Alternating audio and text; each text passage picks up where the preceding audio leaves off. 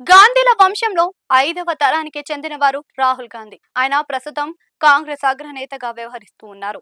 అంతేకాదు లోక్సభలో ప్రధాన ప్రతిపక్ష నాయకుడిగా కేబినెట్ ర్యాంకులో పదవిలో కూడా కుదురుకున్నారు.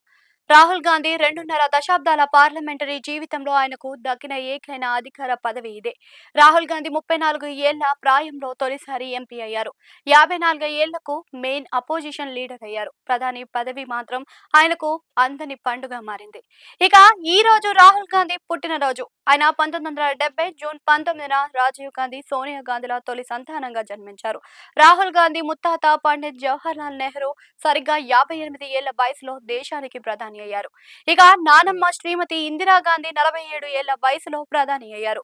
తండ్రి రాజీవ్ గాంధీ కేవలం 40 ఏళ్లకే వయసులోనే ప్రధాని అయిపోయారు. రాహుల్ గాంధీ అయితే ఈ ముగ్గురిలోనూ ఇద్దరి వయసును ఏనాడో దాటేశారు. ముత్తాత నెహ్రూ ప్రధాని అయిన 58 ఏళ్ల వయసుకు కూడా రాహుల్ ప్రధాని అయ్యే ఛాన్స్ లేదు. ఎందుకంటే 2028 నాటికి ఆయనకు ఆ వయసు వచ్చేస్తుంది. 2029లో ప్రధాని అయితే 59 ఏళ్లకు అయినట్లు లెక్క.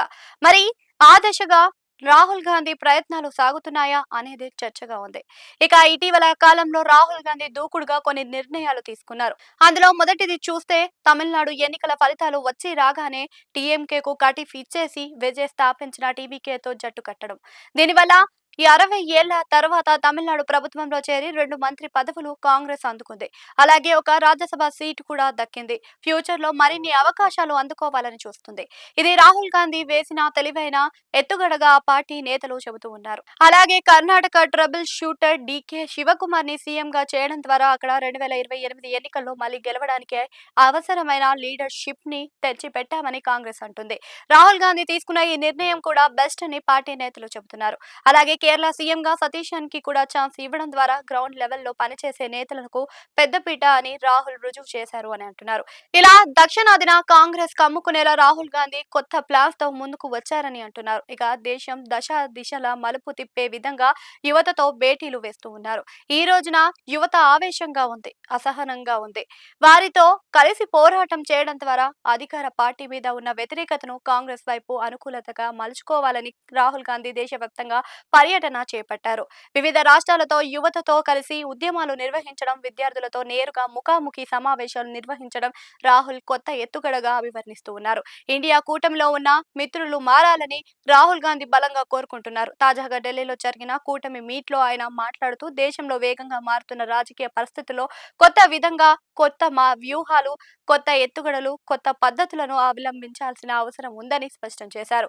తాను పోరాడతాను అని మిత్రులు కూడా అదే విధంగా చేయాలి అని రాహుల్ గాంధీ కోరారు. అంతా కలిసి ముందుకు సాగాలన్నది ఆయన ఆలోచనగా ఉంది. బీజేపీ 2014 నుంచి అధికారంలో ఉంది. 2029 నాటికి 15 ఏళ్ల కాలం పూర్తి అవుతుంది. దాంతో సహజంగానే బీజేపీ మీద ఉండే తీవ్ర వ్యతిరేకత కాంగ్రెస్ కి, ఇండియా కూటమికి అనుకూలతగా మారుతుంది అని రాహుల్ గాంధీ భావిస్తున్నారు. అదే సమయంలో దేశంలోని వివిధ సెక్షన్ల అసంతృప్తిగా మోడీ పాలన మీద ఉన్నాయని ఆయన ఊహిస్తూ ఉన్నారు.